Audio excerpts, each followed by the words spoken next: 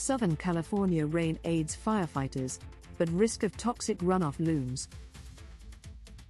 Recent rains in Southern California are a welcome relief for firefighters battling wildfires.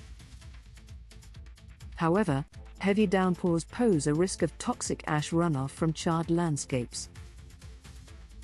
Los Angeles County crews have been busy preparing slopes and reinforcing roads for safety.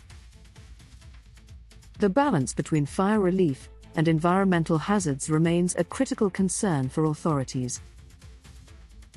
Ongoing monitoring is essential to prevent potential toxic runoff affecting local waterways. Stay updated on weather impacts and safety measures in your area.